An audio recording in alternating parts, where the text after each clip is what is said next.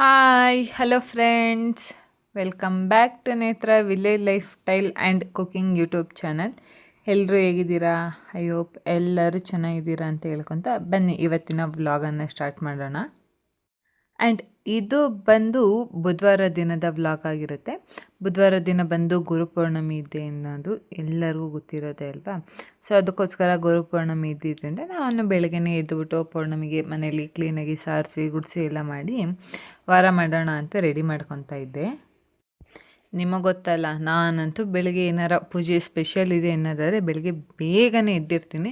So ಇವತ್ತು ಅದೇ ರೀತಿಯಾಗಿ ಬೆಳಗ್ಗೆ ಬೇಗನೆ ಎದ್ದೋಳು ಹೊರಗಡೆ ಎಲ್ಲ ಕಸ ಗುಡಿಸಿ ಹೊರಗಡೆ ಇದು ಮಾಡಬೇಕಾಗಿದ್ದಂಥ ಕೆಲಸಗಳನ್ನೆಲ್ಲ ಮುಗಿಸ್ಕೊಂಡು ಒಳಗೆ ಬಂದು ಸ್ವಲ್ಪ ತಿಂಡಿಗೂ ಸಹ ತಯಾರಿ ನಡೆಸ್ಕೊಂಡು ತಿಂಡಿ ಎಲ್ಲ ಆದಮೇಲೆ ಕ್ಲೀನಾಗಿ ಒಂದು ಕಡೆಯಿಂದ ಕಸ ಎಲ್ಲ ಗುಡಿಸಿ ನೆಲ ಮನೆ ಎಲ್ಲ ಒರೆಸ್ಕೊಂಡು ಅಂಡೆಯಲ್ಲಿ ಉರಿ ಹಾಕಿ ನೀರು ಕಾಯಿಸ್ಕೊಂಡು ತಲೆ ಸ್ನಾನ ಮಾಡಿಕೊಂಡು ಬಂದು ರೆಡಿಯಾಗಿ ಈಗ ಸ್ವಲ್ಪ ತಲೆಯನ್ನೆಲ್ಲ ಒಣಗಿಸ್ಕೊತಾ ಇದ್ದೀನಿ.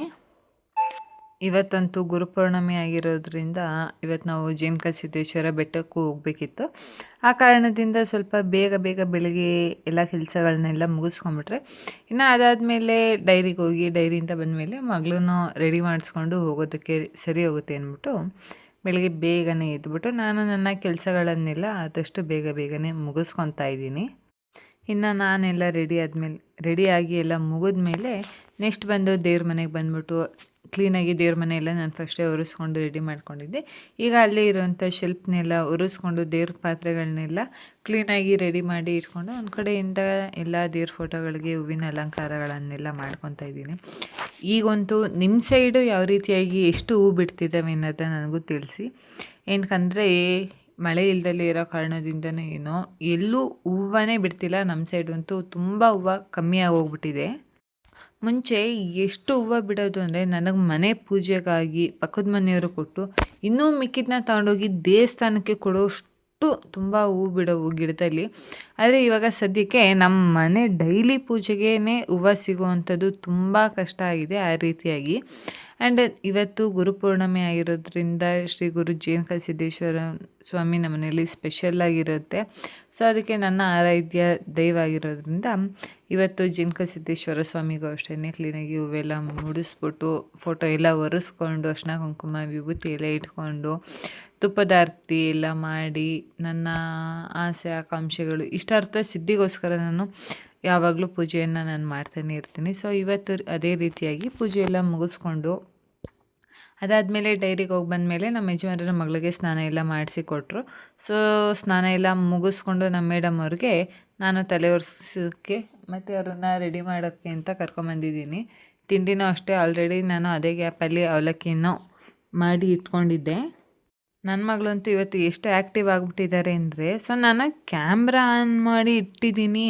ಸೊ ವಿಡಿಯೋ ಶೂಟ್ ಆಗ್ತಿದೆ ಅಂತ ಗೊತ್ತಿದ್ದೇನೆ, ಸ್ವಲ್ಪ ಓವರಾಗಿ ಆ್ಯಕ್ಟಿಂಗ್ ಮಾಡ್ತಾಯಿದ್ರು ಅಂತ ಹೇಳ್ಬೋದು. ಸೊ ಡ್ರೆಸ್ಸು ಸ್ವಲ್ಪ ಮೇಲಿಂದನೇ ಹಾಕೊಳ್ಳಮ್ಮ ಅಂತ ನಾನು ಹೇಳಿದೆ. ಇಲ್ಲಮ್ಮ ಬೇರೆ ಫ್ರಾಕ್ಸ್ ಎಲ್ಲ ಹಾಕಿದರೆ ಕೆಳಗಡೆಯಿಂದ ಹಾಕ್ತೀನಲ್ಲ, ಅದೇ ರೀತಿಯಾಗಿ ಇದನ್ನು ಹಂಗೆ ಕೆಳಗಡೆಯಿಂದನೇ ಹಾಕು ಅಂತ ಹಠ ಮಾಡಿಕೊಂಡು ಕೂತಿದ್ರು. ಇದು ಒಂದು ಸ್ವಲ್ಪ ಟೈಟ್ ಆಗಿತ್ತು, ಆ ಕಾರಣಕ್ಕೋಸ್ಕರ ಕೆಳಗಡೆಯಿಂದ ಹಾಕೋದು ಸ್ವಲ್ಪ ಹಿಂಸೆ ಆಗ್ತಾಯಿತ್ತು. ನಾನು ನನ್ನ ಮಗಳನ್ನ ರೆಡಿ ಮಾಡೋ ಅಷ್ಟರಲ್ಲಿ ನಮ್ಮ ಯಜಮಾನ್ರನ್ನ ಸ್ನಾನ ಮಾಡಿಕೊಂಡು ಅವರು ಬಂದರು. ಅವ್ರನ್ನೂ ಸ್ನಾನ ಮಾಡ್ಕೊಂಡು ಬಂದವರೇ ಹೋಗಿ ದೇವ್ರ ಮನೇಲಿ ದೇವ್ರಿಗೆ 2 ಕಡ್ಡಿ ಹಚ್ಬಿಟ್ಟು ಕೂತ್ಕೊಂಡು ಅವರು ಒಂದು 10 ನಿಮಿಷ ಧ್ಯಾನ ಮಾಡಿ ಪೂಜೆ ಎಲ್ಲ ಮಾಡಿಬಿಟ್ಟು ಇನ್ನು ಅವರು ಬಂದು ರೆಡಿ ಆಗೋದಕ್ಕೆ ದೇವಸ್ಥಾನಕ್ಕೆಲ್ಲ ಹೊರಡೋಕ್ಕೆ ರೆಡಿ ಆಗ್ತಾಯಿದ್ರು. ಅದೇ ಗ್ಯಾಪಲ್ಲಿ ನಾನು ನನ್ನ ಮಗಳನ್ನ ರೆಡಿ ಮಾಡೋ ಅಷ್ಟರಲ್ಲೇ ಎಷ್ಟು ಟೈಮ್ ಹಿಡಿಯುತ್ತೆ ಅಂದರೆ ಅಷ್ಟು ತಲೆ ತಿಂತಾರೆ ನನ್ನ ಮಗಳು. ಏನಾದರೂ ಒಂದೊಂದು ಕಮೆಂಟ್ಗಳನ್ನ ಕೊಟ್ಕೊಂಡು ಇನ್ನು ನಾವೆಲ್ಲ ರೆಡಿಯಾಗಿ ಹೊರಗಡೆ ಬರ್ತಿದ್ದಾಗೇ ನನ್ನ ಮಗಳು ಅಮ್ಮ ನಾನು ಡ್ಯಾನ್ಸ್ ಮಾಡ್ತೀನಿ ವಿಡಿಯೋ ಮಾಡು ಅಂದ್ಬಿಟ್ಟು ವಿಡಿಯೋ ಶೂಟ ಮಾಡಿಸ್ಕೊತಾ ಇದ್ರು.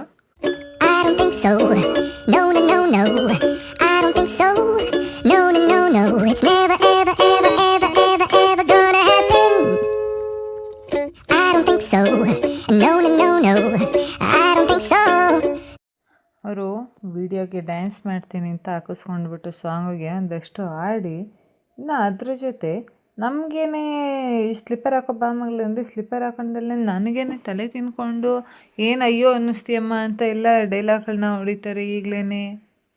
ಅದಕ್ಕೆ ಇನ್ನೇನು ಮಾಡೋಕ್ಕಾಗಲ್ಲ ಅಂದ್ಬಿಟ್ಟು ಅವ್ರು ಹಾಕೊಂಡಲ್ಲೇ ನಾನು ಸ್ಲಿಪ್ಪರ್ನೆಲ್ಲ ಹಾಕಿ ರೆಡಿಯಾಗಿ ಹೊರಟೋತ. ಇನ್ನು ಮನೆಯಿಂದ ನಾವು ರೆಡಿಯಾಗಿ ಹೊರಟೋರೇ ಸೀದಾ ಬಂದಿದ್ದೆ ನಮ್ಮ ಜೇನುಕಲ್ಲು ಸಿದ್ದೇಶ್ವರ ಸ್ವಾಮಿ ದೇವಸ್ಥಾನಕ್ಕೆ. ಸೊ ಫಸ್ಟು ನಾವು ಒಂದು ಸ್ವಲ್ಪ ಕೆಲಸ ಇತ್ತು ಅಂದ್ಬಿಟ್ಟು ಅರಸೀಕೆರೆಗೆ ಹೋಗಿದ್ದು ಸಿಟಿಗೆ. ಸೊ ಸಿಟಿಗೆ ಹೋಗಿ ಅಲ್ಲೇ ಪೂಜೆ ಸಾಮಾನೆಲ್ಲ ತೊಗೊಂಡು ಅಲ್ಲಿಂದ ಸೀದಾ ನಾವು ಆರ್ಚಿಂದ ಎಂಟ್ರಿ ತೊಗೊಂಡು ಫ್ರಂಟ್ ಇದರಲ್ಲೇನೆ ಬಂದೋ. ಬಟ್ ಆದರೆ ಈ ಸತಿ ಬೆಟ್ಟ ಹತ್ತಬೇಕು ಅಂತ ತುಂಬ ಆಸೆಯಿಂದ ಬಂದೋ. ಬಟ್ ಆದರೆ ನಾವು ಬೆಟ್ಟ ಹತ್ತೋದಕ್ಕಾಗಲಿಲ್ಲ. ಎಂತಕ್ಕೆ ಅಂದರೆ ತುಂಬ ಜನ ಅಂತ ಏನಲ್ಲ, ತುಂಬ ಜನ ನಾರ್ಮಲಾಗಿ ನಮ್ಮ ದೇವಸ್ಥಾನದಲ್ಲಿ ಇದ್ದೇ ಇರ್ತಾರೆ, ಇಲ್ಲ ಅಂತ ಏನಿಲ್ಲ. ನೀವು ಇಲ್ಲೇ ನೋಡ್ತಾ ಇರ್ಬೋದು ಪಾರ್ಕಿಂಗ್ ಪ್ಲೇಸಲ್ಲೇ ಎಷ್ಟು ಗಾಡಿಗಳಿದ್ದಾವೆ ಅಂತ. ಸೊ ಇಲ್ಲಿ ನಮ್ಮ ಜೇನುಕಲ್ಲು ಸಿದ್ದೇಶ್ವರ ಬೆಟ್ಟದಲ್ಲಿ ಯಾವತ್ತೂ ಜನ ಇಲ್ದಂಗೆ ಇರೋದೇ ಇಲ್ಲ. ಏನಕಂದರೆ ಅದರಲ್ಲೂ ಗುರು ಪೌರ್ಣಮಿ ಆಗಿರೋದ್ರಿಂದ ಈ ಸತಿನೂ ಸಹ ಜನ ಇದ್ದೇ ಇದ್ದರು. ಬಟ್ ಆದರೆ ನಮಗೇನೆ ಮತ್ತೆ ಸಿಟಿಯಲ್ಲಿ ಬೇರೆ ಕೆಲಸಗಳಿದ್ದಿದ್ದ ಕಾರಣದಿಂದ ನಾವೇನು ಮಾಡಿದೋ, ಬಂದು ದೇವಸ್ಥಾನಕ್ಕೆ ಬೆಟ್ಟ ಏನು ಹತ್ತಲಿಲ್ಲ, ಅಲ್ಲೇ ಹೋಗ್ಬಿಟ್ಟು ಗುಡಿ ಹತ್ರ ಪೂಜೆ ಮುಗಿಸ್ಕೊಂಡು ದೇವಸ್ಥಾನಕ್ಕೆ ಹೋಗಿ ಅಲ್ಲಿ ಪೂಜೆ ಎಲ್ಲ ಮುಗಿಸ್ಕೊಂಡು ಮತ್ತು ಇಲ್ಲಿ ಬಂದು ಕೆಳಗಡೆ ಇದ್ದಂಥ ಪಾದಗಳಿಗೆ ನಾವೇನೇ ಅಲ್ಲೇ ಪೂಜೆ ಸಾಮಾನೆಲ್ಲ ತಗೊಂಡೋಗಿದ್ದಲ್ಲ, ಅಲ್ಲೇ ಪೂಜೆ ಎಲ್ಲ ಮಾಡಿಕೊಂಡು ಬಂದು ಪ್ರಸಾದ ತಿಂದ್ಕೊಂಡು ಅಲ್ಲಿಂದ ಬಂದು ನಾವು ಹೊರಡೋಣ ಅಂತ ಹೊರಡ್ತಾಯಿದ್ದೋ. ಅಷ್ಟರಲ್ಲಿ ನನ್ನ ಮಗಳು ಅಲ್ಲಿಗೆ ಆಲೂ ಟ್ವಿಸ್ಟರ್ನ ನೋಡಿದ್ರು. ಅದಕ್ಕೋಸ್ಕರ ಅವ್ರಿಗಂತೂ ಅದು ತುಂಬ ಇಷ್ಟ. ಎಲ್ಲೋ ಒಂದೆರಡು ಕಡೆ ಮೊದಲು ಕೊಡಿಸ್ಬಿಟ್ಟಿದ್ದೋ, ಅದಕ್ಕೋಸ್ಕರ ಈಗ ನೋಡಿದ ಕಡೆ ಎಲ್ಲ ಕೇಳ್ತಾ ಇರ್ತಾರೆ. ಬಟ್ ಆದರೆ ನಾವು ಎಲ್ಲ ಕಡೆ ಕೊಡಿಸೋದಿಲ್ಲ. ಆದರೆ ಈಗ ತುಂಬ ದಿನ ಏನಿಲ್ಲ ಅಂದರೆ ಒಂದು 4-5 ತಿಂಗಳ ಮೇಲೆ ಆಗಿದೆ ಅವ್ರಿಗೆ ತಿಂದು. ಅದಕ್ಕೋಸ್ಕರ 2 ತೊಗೊಂಡು ನಾವು ನಮ್ಮ ಯಜಮಾನ್ರು ನನ್ನ ಮಗಳು ಎಲ್ಲರೂ ತಿಂದ್ಬಿಟ್ಟು ಅಲ್ಲಿಂದ ಮತ್ತೆ ನಾವು ಸಿಟಿಗೆ ಬಂದಿದ್ದು ಎಂತಕ್ಕೋಸ್ಕರ ಅಂತೀರಾ, ಅರ್ಜೆಂಟಾಗಿ ಸಿಟಿಗೆ ಹೊರಟು ಬಂದು. ಬಿಕಾಸ್ ಹಾಲಿನ ಕ್ಯಾನ್ಗೆ ಒಂದು ಮುಚ್ಚಳ ತೊಗೊಬೇಕಿತ್ತು, ಅದನ್ನು ತೊಗೊಳೋಣ ಅಂತ ಬಂದು. ಅದಾದಮೇಲೆ ನಮ್ಮ ಮನೇಲಿ ಕರೆಂಟ್ ಸ್ಟವ್ ಇರಲಿಲ್ಲ. ಅದಕ್ಕೋಸ್ಕರ ಇಲ್ಲಿ ಪ್ರೈಸ್ ಕೇಳಿದೆ. ಓಕೆ, ನಾನು ಬೇರೆ ಕಡೆ ಕೇಳಿದ್ಕಿಂತ ಇಲ್ಲೂ ಪರವಾಗಿಲ್ಲ ಅಂತ ಹೇಳ್ಬಿಟ್ಟು ಇನ್ನು ಅದನ್ನು ಸಹ ತೊಗೊಂಡು ಚೆಕ್ ಮಾಡಿಸ್ಕೊತಾ ಇದ್ದೀನಿ. ಯಾವ ರೀತಿಯಾಗಿದೆ, ಎಲ್ಲ ಆನ್ ಆಗುತ್ತಾ, ಹೀಟ್ ಆಗುತ್ತಾ ಅಂತ ಎಲ್ಲ ತಿಳ್ಕೊಳೋದಕ್ಕೆ. ಬಿಕಾಸ್ ಇಲ್ಲಿ ನಾವೇನು ಚೆಕ್ ಮಾಡ್ದಲ್ಲೇ ಮನೆಗೆ ತೊಗೊಂಡೋಗ್ಬಿಟ್ಟು ಈಗ ಆನ್ ಆಗ್ತಾಯಿಲ್ಲ, ಏನೋ ಒಂದು ಪ್ರಾಬ್ಲಮ್ ಆಗಿದೆ ಅಂದರೆ ಸೊ ನಾವು ಮತ್ತೆ ಮನೆಯಿಂದ ಅರಸೀಕೆರೆಗೆ ತೊಗೊಂಬರ್ಬೇಕಾಗುತ್ತೆ ಏನಾರ ಪ್ರಾಬ್ಲಮ್ ಆದರೆ. ಸೊ ಅದಕ್ಕೋಸ್ಕರ ನಾನು ಇಲ್ಲೇ ಎಲ್ಲದನ್ನು ಚೆಕ್ ಮಾಡಿಸ್ಕೊತಾ ಇದ್ದೀನಿ. ಆ್ಯಂಡ್ ಇದಕ್ಕೆ ವಾರಂಟಿ ಕಾರ್ಡನ್ನ ಸಹ ಕೊಟ್ಟಿದ್ದಾರೆ. ಆ ವಾರಂಟಿ ಕಾರ್ಡ್ಗೂ ಎಲ್ಲ ನೇಮು ಮತ್ತು ಅಡ್ರೆಸ್ಸು ಅದನ್ನೆಲ್ಲ ಅವರು ಬರ್ಕೊಡ್ತಾಯಿದ್ರು. ಇನ್ನು ಈ ಅಂಗಡೀಲಿ ನೀವು ಸುತ್ತ ಅಬ್ಸರ್ವ್ ಮಾಡ್ಬೋದು, 1-2 ಐಟಮ್ಸ್ ಅಂತ ಅಲ್ಲ, ಹಾಲಿನ ಕ್ಯಾನಿಂದ ಹಿಡಿದು ಸ್ಟೀಲ್ ಪಾತ್ರೆ, ಅಲ್ಯೂಮಿನಿಯಂ ಪಾತ್ರೆ ಆ್ಯಂಡ್ ದೇವ್ರ ಐಟಮ್ಸ್ಗಳು, ಪೂಜೆ ಐಟಮ್ಸ್ಗಳು ಪ್ರತಿಯೊಂದು ಇತ್ತು. ಆ್ಯಂಡ್ ನಾನು ಅದ್ರ ಜೊತೆ ನಮ್ಮ ಮನೇಲಿ ನಾವು ಹಾಲನ್ನ ಕಾಯಿಸೋದ್ರಿಂದ ಮೊಸರು ಎಲ್ಲ ಮಾಡೋದಕ್ಕೆ ಸ್ವಲ್ಪ ಹಿಂಸೆ ಆಗೋದು, ಅಂದರೆ ಮಜ್ಜಿಗೆ ಕಡಿಯೋದಕ್ಕೆಲ್ಲ ಅಮ್ಮನ ಮನೆಗೆ ಹೋದಾಗ ಅಲ್ಲಿಂದ ಬೆಣ್ಣೆ ತುಪ್ಪನೆಲ್ಲ ನಾನು ಮಾಡಿಸ್ಕೊಂಡು ಬರಬೇಕಾಗೋದು. ಅದಕ್ಕೋಸ್ಕರ ನಾನೇನು ಮಾಡಿದೆ, ಇಲ್ಲೇ ಒಂದು ಚಿಕ್ಕದಾಗಿರೋವಂಥದ್ದು ಮಜ್ಜಿಗೆ ಕಡಿಯೋ ಮಿಷಿನನ್ನು ಸಹ ತೊಗೊಂಡೆ. ಇನ್ನು ಅದೆಲ್ಲ ತೊಗೊಂಡು ನಾವು ಮನೆಗೆ ಬಂದು ಸಂಜೆ ಒಂದು ಸ್ವಲ್ಪ ಹೊತ್ತು ಫ್ರೆಶ್ ಅಪ್ ಎಲ್ಲ ಆಗಿ ಮನೆಯಲ್ಲೇ ಸಂಜೆ ಪೂಜೆ ಎಲ್ಲ ಮಾಡಿ ಆದಮೇಲೆ ನಾವು ಇಂಡಿಯನ್ಸ್ ಪ್ರತಿಯೊಬ್ಬರಿಗೂ ಗೊತ್ತಲ್ಲ, ನಾವು ಮನೆಗೆ ಏನೇ ಒಂದು ಹೊಸ ಪಾತ್ರೆ ಆಗಿರ್ಬೋದು, ಒಂದು ಹೊಸ ಐಟಮ್ಸ್ಗಳು ಎಲೆಕ್ಟ್ರಾನಿಕ್ಸ್ ಐಟಮ್ಸ್ನ ನಾವು ಮನೆಗೆ ತೊಗೊಂಬಂದ್ರೂ ಸಹ ಅದಕ್ಕೆ ಪೂಜೆ ಮಾಡಿನೇ ಯೂಸ್ ಮಾಡೋ ಅಂಥ ಪದ್ಧತಿಯನ್ನು ನಾವು ಇಟ್ಕೊಂಡಿದ್ದೀವಿ. ನಮ್ಮ ಅಡುಗೆ ಮನೆಯಲ್ಲಿ ಇಟ್ಕೊಳೋದಕ್ಕೆ ಏನು ಪ್ರಾಬ್ಲಮ್ ಅಂದರೆ, ಅದು ಸ್ವಿಚ್ ಬೋರ್ಡು ತುಂಬ ಹಳೆಯದು, ಸ್ವಲ್ಪ ಶಾಕ್ ಹೊಡೆದಂಗೆ ಆಗುತ್ತೆ. ಅದಕ್ಕೋಸ್ಕರ ಇದು ತುಂಬ ವೋಲ್ಟೇಜ್ ಇರೋವಂಥದ್ದನ್ನ ಅಲ್ಲಿ ಹಾಕಿದ್ರೆ ಸುಮ್ಮನೆ ಏನಾರ ಪ್ರಾಬ್ಲಮ್ ಆಗ್ಬೋದು ಅನ್ನೋ ಕಾರಣಕ್ಕೋಸ್ಕರ ಇಲ್ಲಿ ಹೆವಿಯಾಗಿರೋವಂಥ ಸ್ವಿಚ್ ಬೋರ್ಡನ್ನು ಹಾಕ್ಸ್ಕೊಂಡಿದ್ದೀವಿ. ಅಂದರೆ ನನ್ನ ಟೈಲರ್ ಮಿಷಿನ್ಗೆ, ವಾಷಿಂಗ್ ಮಿಷಿನ್ಗೆಲ್ಲ ಆಗುತ್ತೆ ಅಂತ. ಸೊ ಅದಕ್ಕೋಸ್ಕರ ಇದನ್ನು ಇಲ್ಲೇ ಇಟ್ಕೊಂಡಿದ್ದೀನಿ. ಸದ್ಯಕ್ಕೆ ಟೈಲರ್ ಮಿಷಿನ್ ಪಕ್ಕನೇ ಒಂದು ಸ್ಟೂಲ್ ಹಾಕ್ಕೊಂಡು ಅದ್ರ ಮೇಲ್ಗಡೆನೇ ಇಟ್ಕೊಂಡು ಯೂಸ್ ಮಾಡ್ತಾ ಇರೋವಂಥದ್ದು. ಇನ್ನು ಫಸ್ಟ್ನೇದಾಗಿ ಏನಾರ ಸ್ವೀಟ್ ಮಾಡೋಣ ಅನ್ನೋ ಕಾರಣಕ್ಕೋಸ್ಕರ, ಅಂದರೆ ಸ್ವೀಟ್ ಎಲ್ಲ ಏನೂ ಮಾಡ್ತಾಯಿಲ್ಲ. ನನ್ನ ಮಗಳಿಗೆ ಹಾಲು ಕಾಯಿಸ್ಕೊಳ್ಳೋಣ ಅಂದ್ಬಿಟ್ಟು ಒಂದು ಪಾತ್ರೆಗೆ ನಾನು ಒಂದು ಸ್ವಲ್ಪ ಬೆಲ್ಲ ಹಾಕ್ಬಿಟ್ಟು ಅದನ್ನು ಬಿಸಿ ಮಾಡೋದಕ್ಕೆ ಇಟ್ಕೊಂಡಿದ್ದೀನಿ. ಆ್ಯಂಡ್ ನಿಮ್ಮೆಲ್ರಿಗೂ ಗೊತ್ತು, ನಾವು ಕಾಫಿ ಟೀಗೆಲ್ಲ ಬಂದು ಬೆಲ್ಲನೇ ಯೂಸ್ ಮಾಡೋದು ಅಂತ. ಇನ್ನು ಅದ್ರ ಜೊತೆಗೆ ಬಂದು ನಾನು ತೊಗೊಂಬಂದಿರೋ ಅಂಥದ್ದು ಪಿಜನ್ ಕಂಪ್ನಿದು 2000 ವಾಟ್ಸ್ ಇದೆ, 2 ಇಯರ್ ವಾರಂಟಿನ ಸಹ ಕೊಟ್ಟಿದ್ದಾರೆ. ಆ್ಯಂಡ್ ಇದ್ರ ಮೇಲೆ ನಾವು ಎಲ್ಲ ರೀತಿಯಾದಂಥ ಪಾತ್ರೆಗಳನ್ನು ಇಟ್ಕೊಂಡು ಯೂಸ್ ಮಾಡ್ಕೊಬೋದು. ಮತ್ತು ಎಷ್ಟು ವೆಯ್ಟ್ವರೆಗೂ ಇಡ್ಬೋದು ಅಂತಂದರೆ, ಇವರು ಅಂಗಡಿಯವ್ರು ಹೇಳಿರೋ ಪ್ರಕಾರ ಒಂದು 10 ಲೀಟರ್ಸ್ ಕುಕ್ಕರ್ ಬರುತ್ತೆ ಗೊತ್ತಾ. ಸೊ ಆ ಕುಕ್ಕರಲ್ಲಿ ನಾವು ಅಡುಗೆ ಮಾಡೋ ಅಷ್ಟು ನಾವು ಇದ್ರ ಮೇಲೆ ತೂಕ ಅನ್ನೋದನ್ನು ಇಡ್ಬೋದು. ಓಕೆ, 10 ಲೀಟರ್ಸ್ ಕುಕ್ಕರ್ ಇಲ್ಲ ಅಂದ್ರೂ ಮಿನಿಮಮ್ ಅಂದರೆ ಒಂದು 3 ಲೀಟ್ರು 5 ಲೀಟ್ರ್ ಕುಕ್ಕರ್ ಇಡೋ ಅಂತ ಅಷ್ಟು ಕೆಪಾಸಿಟಿ ಇದ್ರೇ ಸಾಕು. ఎందుకంದರೆ ತುಂಬ ಹೆವಿಯಾಗಿ ಐಟಮ್ಸ್ನೆಲ್ಲ ಮಾಡ್ತೀವಿ ಅಂದಾಗ ಎಲ್ಲರೂ ಗ್ಯಾಸ್ ಮೇಲೆ ಇಲ್ಲ ಒಲೆ ಮೇಲೇ ಮಾಡೋವಂಥದ್ದು. ಕರೆಂಟ್ ಸ್ಟವ್ ಮೇಲೇ ಪ್ರತಿಯೊಂದನ್ನು ಯಾರೂ ಮಾಡೋದಿಲ್ಲ ಅಂತ ಅಂದ್ಕೊತೀನಿ. ಆ್ಯಂಡ್ ಇನ್ನು ಅದ್ರ ಜೊತೆ ಇಲ್ಲಿ ನಾನು ಹಾಲು ಕಾಯಕ್ಕೆ ಇಟ್ಬಿಟ್ಟು ನಮ್ಮ ಮಗಳು ಸ್ವಲ್ಪ ಮಲಗಿದ್ರು, ಸೊ ಅವ್ರನ್ನೆಲ್ಲ ಇಬ್ಬರಿಸ್ಕೊತಾ ಇದ್ದೆ. ಸ್ವಲ್ಪ ಮೈಂಡೆಲ್ಲ ಅವ್ರಿಗೂ ಫ್ರೆಶ್ ಅಪ್ ಆಗಲಿ ಅನ್ನೋ ಕಾರಣಕ್ಕೋಸ್ಕರ. ಇನ್ನು ನಮ್ಮ ಮಗಳನ್ನೆಲ್ಲ ಎಬ್ಬರಿಸ್ಬಿಟ್ಟು ನಮ್ಮ ಯಜಮಾನ್ರ ಕೈಲಿ ಕೊಟ್ಟಿದ್ದೆ, ಸ್ವಲ್ಪ ಸಮಾಧಾನ ಮಾಡ್ತಾಯಿದ್ರಿ. ಅಷ್ಟೊತ್ತಿಗೆ ನಾನು ಹಾಲೆಲ್ಲ ಕಾಯ್ದಿದೆ. ಮಗಳಿಗೆ ಹಾರ್ಲಿಕ್ಸ್ನೆಲ್ಲ ಹಾಕಿ ಮಿಕ್ಸ್ ಮಾಡಿಬಿಟ್ಟು, ಹಾಲು ನಮ್ಮ ಮಗಳು ಬಿಸಿ ಬಿಸಿ ಹಾಲೆಲ್ಲ ಕುಡಿಯೋದಿಲ್ಲ, ಅದಕ್ಕೋಸ್ಕರ ಅವ್ರಿಗೂ ಒಂದು ಸ್ವಲ್ಪ ತಣ್ಣ ಮಾಡಿ ಹಾಲನ್ನೆಲ್ಲ ಕುಡಿಸ್ಕೊಂಡು ಡೈರಿಗೆ ಹೋಗಿ ಡೈರಿಲಿ ಎಲ್ಲ ಕೆಲಸಗಳನ್ನೆಲ್ಲ ಮುಗಿಸ್ಕೊಂಡು, ಇವತ್ತು ಊರಲ್ಲಿ ಪೌರ್ಣಮಿ ಆಗಿರೋದ್ರಿಂದ ನಮ್ಮೂರಲ್ಲಿ ಇವತ್ತು ಪೌರ್ಣಮಿ ನಮ್ಮದೇ ಬಂದಿದೆ ಪೂಜೆ. ಅಂದರೆ ಒಂದೇ ಮನೆಯವ್ರು ಮಾಡೋದಲ್ಲ, ನಮ್ಮ ಪೌರ್ಣಮಿಲಿ ಒಂದು 6-7 ಮನೆಯವರೆಲ್ಲ ಸೇರಿಬಿಟ್ಟು ಒಟ್ಟಿಗೆ ಪೌರ್ಣಮಿ ಪೂಜೆಯನ್ನು ಮಾಡೋ ಅಂಥದ್ದು. ಸೊ ಅದಕ್ಕೋಸ್ಕರ ನಾನು ಮನೆಗೆ ಬಂದು ತಲೆಗೆ ಅಕ್ಕಿ ಬೆಲ್ಲ ಪೂಜೆ ಸಾಮಾನೆಲ್ಲ ತೊಗೊಂಡು, ಇನ್ನು ಬೇರೆ ಐಟಮ್ಸ್ಗಳಿಗೆಲ್ಲ ಫಸ್ಟೇ ಬೆಳಗ್ಗೆನೇ ದುಡ್ಡು ಕೊಟ್ಬಿಟ್ಟಿರ್ತಾರೆ ನಮ್ಮ ಮನೆಯವರು. ನಾವಿವಾಗ ಪೂಜೆಗೋಸ್ಕರ ಸಂಜೆ ನೈಟ್ ಪೂಜೆ ಮಾಡೋ ಅಂಥದ್ದು. ಅದಕ್ಕೆ ಪೂಜೆ ಮಾಡಿಸ್ಕೊಂಡು ಹೋಗೋಣ ಅಂದ್ಬಿಟ್ಟು ದೇವಸ್ಥಾನಕ್ಕೂ ಸಹ ಬಂದು, ನಾನು ದೇವಸ್ಥಾನಕ್ಕೆ ಬಂದಾಗಲೇ ಆಲ್ರೆಡಿ ನೈಟ್ 9 ಗಂಟೆ ಆಗೋಗಿತ್ತು. ನಾನು ಅಂದ್ಕೊಂಡೆ ನಾನೇ ತುಂಬ ಲೇಟಾಗಿ ಬರ್ತಾಯಿದ್ದೀನಿ ಅಂತ, ಬಟ್ ಆದರೆ ಇಲ್ಲ. ಇನ್ನು ಪೂಜೆಗೆ ಅಲಂಕಾರ ಎಲ್ಲ ಮಾಡಿ ರೆಡಿ ಮಾಡ್ಕೊತಾಯಿದ್ರು.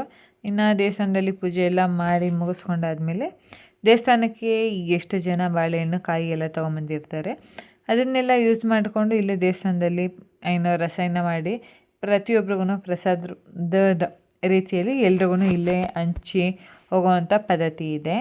ಇನ್ನು ಒಂದು ಸೈಡು ಪಲಾರಕ್ಕೆ ನಾವು ರೆಡಿ ಮಾಡ್ಕೊತಾಯಿದ್ವಿ, ಹೊರಗಡೆ ಊಟಕ್ಕೆ ಅಡುಗೆ ಎಲ್ಲ ರೆಡಿ ಮಾಡ್ತಾಯಿದ್ರು. ಇನ್ನು ಅದಾದಮೇಲೆ ಭಜನೆ ಮಾಡುವಂಥವ್ರು ಇಲ್ಲಿ ಭಜನೆಯೂ ಸಹ ಮಾಡ್ತೀವಿ.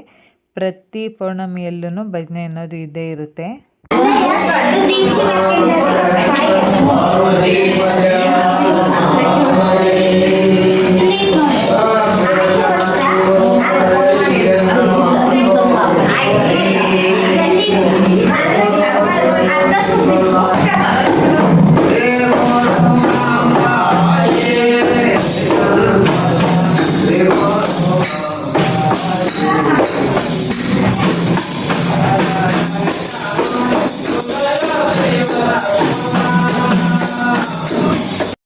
ಇನ್ನು ಒಂದು ಸೈಡು ಭಜನೆ ನಡೀತಾ ಇತ್ತು. ಇನ್ನು ಇಲ್ಲಿ ನಾವು ಬಾಳೆಹಣ್ಣೆಲ್ಲ ಹಚ್ಚಿ ರೆಡಿ ಮಾಡಿದ್ವಲ್ಲ, ಹೊರಗಡೆ ಕಾಯಿನೂ ಸಹ ಎಲ್ಲ ತುರ್ಕೊಂಬಂದು ಕೊಟ್ಟರು. ಇನ್ನು ಅದಕ್ಕೇ ಸ್ವಲ್ಪ ಇದ್ದಿದ್ದ ಸಕ್ಕರೆಯನ್ನೆಲ್ಲ ಹಾಕ್ಬಿಟ್ಟು ಇಲ್ಲಿ ಒಳಗಡೆ ಒಂದು ಆಂಟಿ ಅವರೇ ಎಲ್ಲ ಕವರ್ ಹಾಕ್ಕೊಂಡು ಕೈಗೆ ಕ್ಲೀನಾಗಿ ಮಿಕ್ಸ್ ಮಾಡಿ ಕೊಟ್ಟರು. ಆ ಸೌಟು ಹೊರಗಡೆ ಇತ್ತು, ಆ ಕಾರಣಕ್ಕೋಸ್ಕರ. ಇನ್ನು ಬರೀ ಕೈಯಲ್ಲಿ ಹಾಕಿ ಮಿಕ್ಸ್ ಮಾಡೋದಕ್ಕಿಂತ ಇದು ಬೆಟರ್ ಅನ್ನೋ ಕಾರಣಕ್ಕೋಸ್ಕರ. ಇನ್ನು ಅದಾದಮೇಲೆ ಭಜನೆ ಇನ್ನೂ ನಡೀತಾಯಿತ್ತು. ಭಜನೆಯವ್ರನ್ನೂ ಎಲ್ಲರೂ ಅರೌಂಡ್ ಒಂದು 10 ಗಂಟೆ 10:30 ಅಷ್ಟರಲ್ಲೆಲ್ಲ ಊಟಕ್ಕೆ ಕರೆದ್ರು. ಬಂದು ಪ್ರತಿಯೊಬ್ಬರೂ ಊಟಕ್ಕೆ ನೋಡ್ತಾ ಇದ್ದೀರಲ್ಲ, ಇಷ್ಟು ಜನ ಇದ್ದೇ ಇರ್ತಾರೆ ಒಂದು ಪೌರ್ಣಮಿಲಿ. ಮುಂಚೆ ಎಲ್ಲ ಹೇಳ್ತಾ ಇದ್ದಿದ್ದ ರೀತಿಯಲ್ಲಿ ತುಂಬ ಜನ ಬರೋರಂತೆ, ಈ ಒಂದು ತುಂಬ ಕಮ್ಮಿ ಜನ ಆಗ್ತಾಯಿದ್ದಾರೆ ಬರ್ತಾ ಬರ್ತಾ. ಇನ್ನು ನಾನು ದೇವಸ್ಥಾನದಲ್ಲಿ ಪೂಜೆ ಎಲ್ಲ ಮುಗಿಸ್ಕೊಂಬರೋ ಅಷ್ಟೊತ್ತಿಗೆ ನೈಟ್ ನೋಡ್ತಾ ಇದ್ದೀರಲ್ಲ 11 ಗಂಟೆ ಆಗಿತ್ತು. ನಮ್ಮ ಯಜಮಾನ್ರು ಇನ್ನೂ ಬಂದಿರಲಿಲ್ಲ. ಮಗಳಿಗೆ ಆಲ್ರೆಡಿ ತುಂಬ ನಿದ್ದೆ ಬರ್ತಾಯಿತ್ತು ಅಂದ್ಬಿಟ್ಟು ಕರ್ಕೊಂಬಂದು ಮಗಳನ್ನ ಮಲಗಿಸ್ಬಿಟ್ಟು, ಇನ್ನು ನಾನು ಮಲ್ಕೊಳ್ಳೋ ಅಷ್ಟೊತ್ತಿಗೆ ಇನ್ನು ನಮ್ಮ ಯಜಮಾನ್ರು ಬಂದು ಆಮೇಲೆ ಅಲ್ವಾ ಮಲಗೋದು ಅಂದ್ಬಿಟ್ಟು ಕೂತಿದ್ದೆ. ಸೊ ಇದಾಗಿತ್ತು ನನ್ನ ಇವತ್ತಿನ ವ್ಲಾಗ್. ಹೇಗೆ ಅನ್ನಿಸ್ತು ಅಂತ ಕಮೆಂಟ್ ಮಾಡಿ.